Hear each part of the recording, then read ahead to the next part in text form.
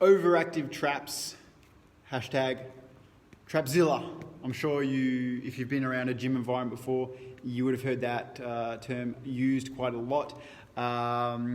Or if you are like a desk worker and you might have had a shoulder issue and you've gone to a doctor or a physio or something and they've told you like, oh yeah, you've got overactive traps. We're going to talk a little bit about that, right? So overactive traps. When your body is in a threatened state, it will protect you, right? That's its main function, as in protection, keeping you alive. And so when it does that, when you're in a threatened state, perceived threat, right? Could be like a dark room. It could be a particular position or movement that you're going in or out of. It could be a ball flying at your head. Either way, your body will put you in a position where it protects your vital organs, right? So your neck, right? Your chest, your organs, your stomach, all your vital organs. It'll tighten up your hip flexors, your hamstrings.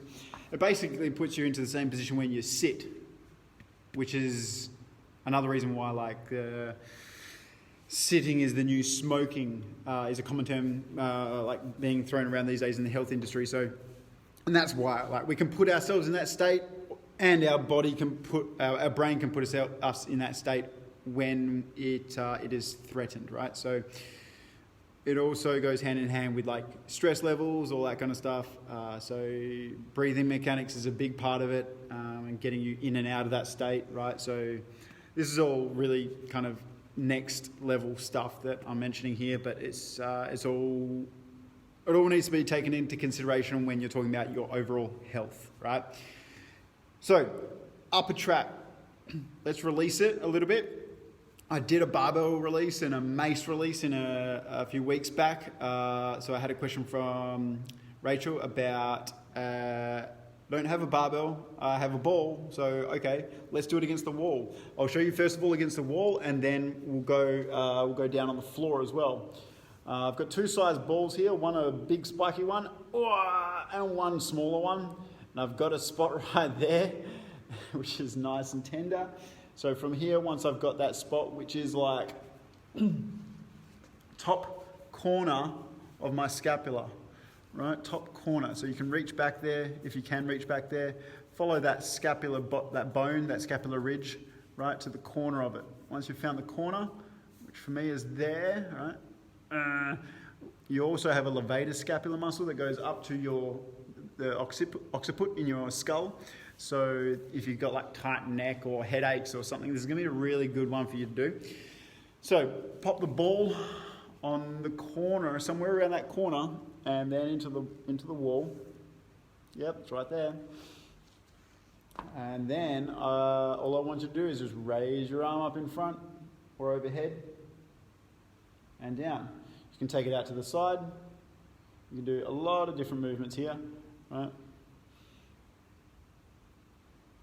All going to be good stuff for you. So do that for like 1 or 2 minutes, test and retest.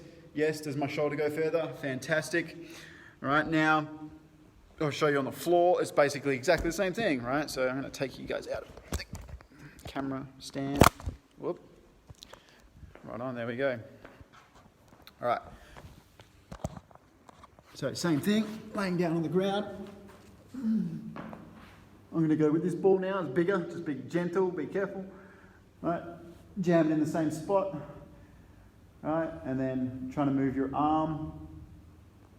Love it when I'm upside down for you guys. Okay. Arm up and down.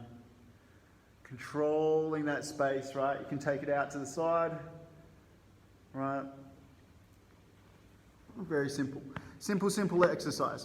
Why this is also important for your movement is because if your upper trap is locked on tight, then it doesn't let the rest of your scapula articulate how it should.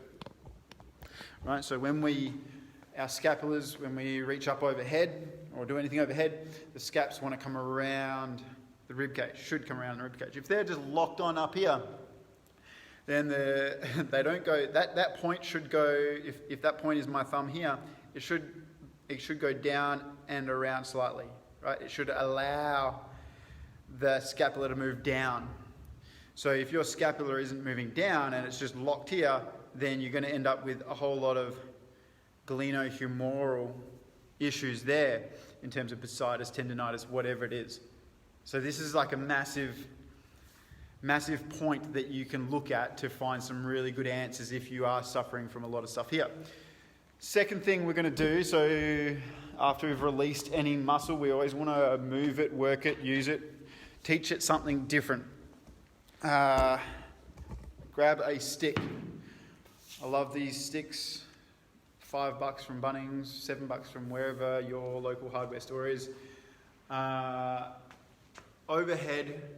So we've done hanging before. I've talked to you about active and passive hanging, and that's all I want you to think about when we're going to do this exercise, which is exactly that, right? So it's going to be overhead, shrug, straight line, and then pack. Shrug, pack. Right, so I can feel, yeah, my left one's working good, right one's working good, cool. You want to make sure that you're not flaring like that.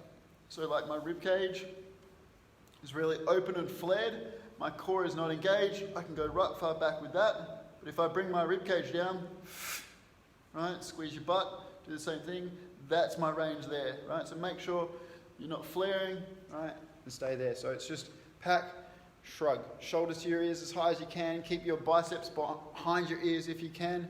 Pack your shoulders away from your ears. All right, simples. That's level 1, let's say, right? So another way we can challenge that is just on the ground. We're not on the ground. Just be able to see me here. Cool. There.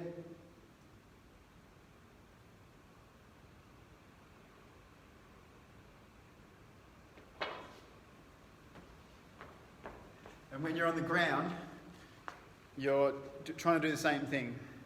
Shrug up, but I also like to add one more thing, which is when you shrug, you actually try to lift off the ground. So we're getting upper trap working primarily there, but then secondary, you're going to get lower trap kicking in, working, because it has to. You can't not work when you're in that position overhead. The lower trap provides the foundation from which everything else has to move. So give it a shot. Simple 2 exercises, right? So once you've freed them up, then you should be good to do any other work, right? Hey Jake, thanks for watching, buddy. And yeah, so guys, let me know how you go. Send me any videos. Love all this stuff. Keep it going. I've just opened up or finally released my Bulletproof Shoulder System online, which is cool because it's just like answering all the questions that I get all the time. So guys, if you want to check that out, just drop your comment below and I'll shoot you through the link. It's really easy. But otherwise, you enjoy your weekend and I look forward to seeing you next week.